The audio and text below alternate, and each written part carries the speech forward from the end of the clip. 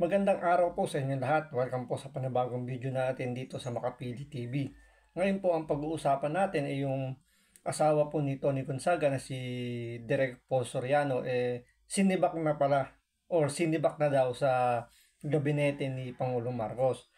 Ngayon kasi part po kasi si Paul Soriano ng slogan ng DOTR kung saan maraming naging kontrobersya yan. Una-una yung sa may bus sa London na merong slogan doon tapos may picture ng isang Pilipina.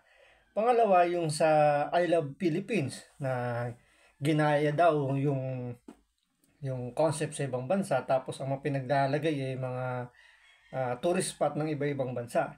So, doon, medyo naging malaking kontrobersya yun kasi ginastusan daw yun ng milyon-milyon pero ah, sinasabi ng gobyerno na wala raw ginastos ang ating pangulo ron dahil parang ano yata parang pledge lang yata yun na binigay ng mga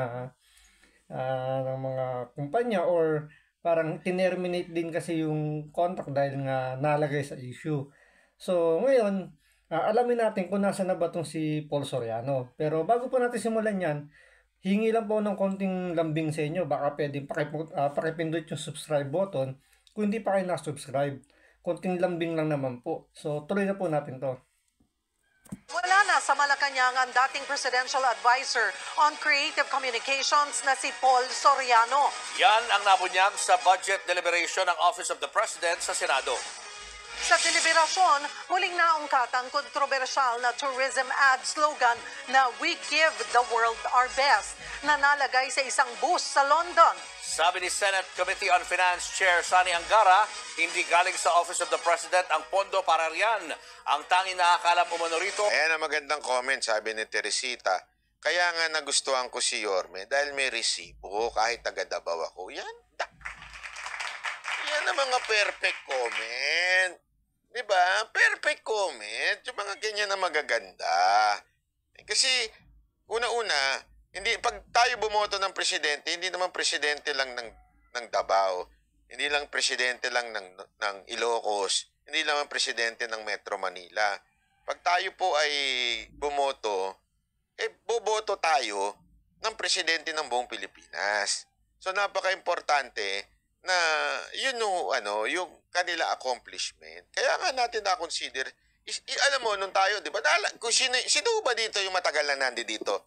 At hindi mga... Dito medyo sesegue lang tayo ng konti. Ito, yung pinag-uusapan dito ni Banat Bay is yung kung paano ba tayo pipili ng isang kandidato sa pagka-presidente o anumang posisyon. Sana tingnan natin kung ano man yung kanilang nagawa. Kumbaga yung sinasabi nga, kailangan may resibo. Hindi dahil sa bit-bit lang yung pangalan ng kanilang pamilya, iboboto na natin. Tandaan nyo kasi ang presidente, hindi lang naman sa isang lugar. Sinasabi nga ni Banat Bay, hindi naman presidente ng Davao, ng Ilocos o Metro Manila. Ang hahawakan po niya buong Pilipinas. Ngayon, kung ang pagbabasihan ng ipangalan lang, ano yung magiging kumbaga assurance natin mga Pilipino na mapapatakbo niya yung Pilipinas ng maayos. So, yun nga, sana sa susunod na eleksyon, kung ano man yung tatakbuhan o ano man yung naka-open tulad ito, midterm election, tingnan natin kung ano ba yung mga naging accomplishment nila, yung resibo, ano man yung nagawa nila, para naman maging maayos ang bansa natin. So, ituloy lang natin kung ano yung mga punto rito ni Banat Bay. nabudol. Yung talaga nanindigan nung panahon ng eleksyon, inaaway ng mga kamag-anak at mahal sa buhay. Sino yung mga nandito na, di ba? Tayo, pinili natin si Isko, hindi dahil sa kahit ano man. Ako, alam ko mababatikos ako nun. Ba't ko pinili si Isko? Kasi among all those people na tumatakbo, siya lang ang may resibo nun.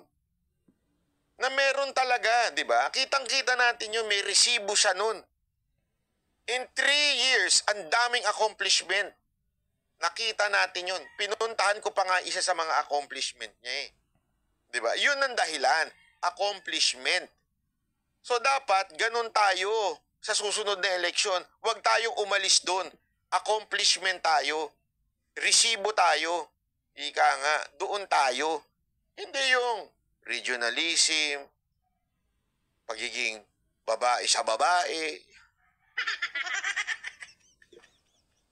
Sorry po pagpasensyahan nyo na kung medyo basag trip ako Ay ngayon. si Paul Soriano na ngayon ay hindi na konektado sa palasyo. Who spent for the ad campaign We Give the World Our Best, which was seen in the London buses, Mr. President? It's not the OP, Your Honor, possibly the DOT. It was still during the time of Paul Soriano, Director Paul Soriano, Your Honor. This is what I'm told. So, baka siya nakakaalam mo. We will ask. Wala na ba siya ngayon? Wala na po. Di ba naikwento ko sa inyo? Di umano. Di ba sabi nga, isa sa may dahilan ng Love the Philippines, di umano. Okay? Totoo. Yun eh. Major bubu daw, di umano. Yun ang kwento nun. Actually, yun ang kinuwento rin sa akin ng Tagaloob eh. Sabi, actually, bago pa aprubahan nung malaking kumpanya yan, ayos na yung advertisement. Ibig sabihin, parang in-stamp na lang nung malaking advertisement yung gawa ni Paul Soriano. Di umano. Di ba? Di umano natin yun eh. Tapos, after that, nagpunta na ng ibang bansa, nawala na siya. Si Kuya nawala na. So, lumalabas dito parang ganun yung expectation nila dito kay Paul Soriano na magaling to, maganda magiging kalalabasan ng advertisement na ginawa niya. Paano sumablay? Di bilang nawala siya. Di ba?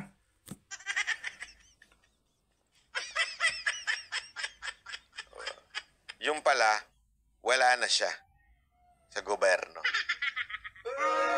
Ayun na, pala.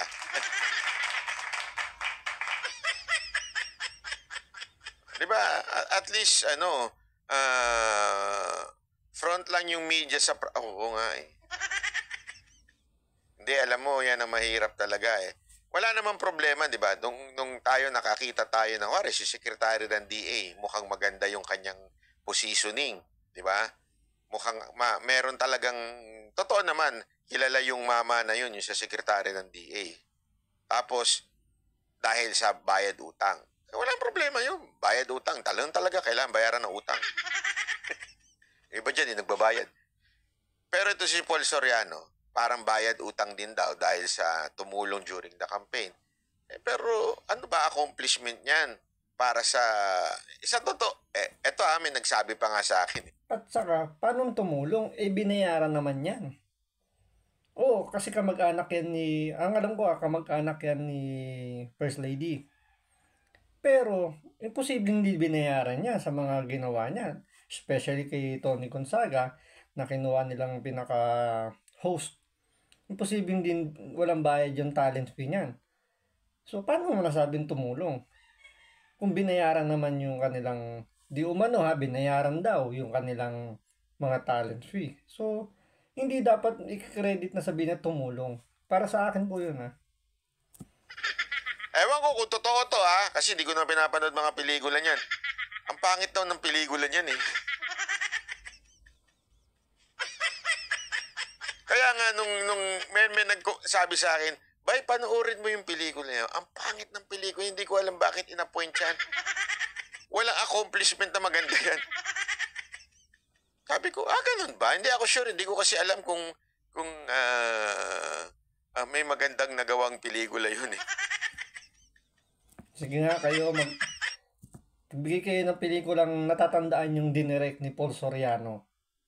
Ako, isa wala akong maalala. Kasi hindi ko alam na meron pala siyang dinidirect. O na doon pala siya sa linya ng mga pelikula. Ang alam ko, nagdidirect lang sa mga ads lang. Pero pelikula, wala akong naririnig. Kaya, yung nga sinasabi nga, di ba? Accomplishment, resibo, yun dapat yung tinitingnan pag naglalagay ka ng tao sa gobyerno. Kaya nga, yung bulilyaso sa DOT, yung I Love the Philippines na video na di umano sa kanya daw. At kaya daw, after nung abirya na yon, yung skandalo na yon, naalis siya. Daw, di umano Di umano. Yun yung balita sa atin nun. Okay, ngayon, nung nakita kong wala na siya sa gobyerno, nakita ko lang. Alam niyo na konklusyon.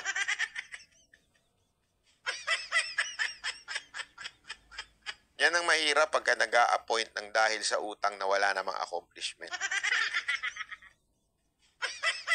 Uy, maganda yan, Regina. Sara Isko sa 2028, parehong naging mayor. Alam mo kung matalino nga lang sana ang tao. Kung ang mga Pilipino matalino lang sana, okay sana eh. Hindi, totoo, walang biro. Kung matalino lang ang sana, kung ang mga Pilipino boboto lang out of accomplishment, that would be perfect. Diba? Bakit? Talaga may accomplishment. Oh, marami pa eh. Kasi maaaring hindi rin tumakbo si Vice President Sara Duterte. Pwede ring go Isko. Pwedeng ganun din, di ba? May mga accomplishment. Yun ang magagandang Hindi natin maano eh. Kasi ako, sold ako. Kahit saan tumakbo si Isko, sold ako dyan. Kita ko na accomplishment yan. So sana ganun tayo pumili. Tingnan muna natin yung resibo. Yun yung pinaka number 1 qualification dapat na kinukuha natin sa mga ilalagay natin ng mga government officials. Diba? Na ano ba accomplishment? Kasi ang problema kasi sa atin dito, dahil nga dalay pa nga ng kanilang mga magulang o kanilang pamilya, yung kagad ng binoboto. Diba kasi yung magulang niya, galante, namimigay yan, sa masa, kita niya yung kahirapan, dumanas ng kahirapan, ganun eh. Hindi na tinitingnan kung ano yung naging accomplishment. Sana sa susunod na eleksyon, ganyan na po tayo mga Pilipino. Tingnan po natin yung accomplishment. Kasi hindi lang naman yung iboboto mo, yung hahawak niya, ang makikinabang niya, buong Pilipinas. At hindi lang buong Pilipinas, mula sa inyo hanggang dun sa pinaka magiging future ng mga ating mga anak, sila yung magmamando ng ating bansa. Ngayon, magaling pa bilang host. Kaya lang, sabi niya, retire na daw siya.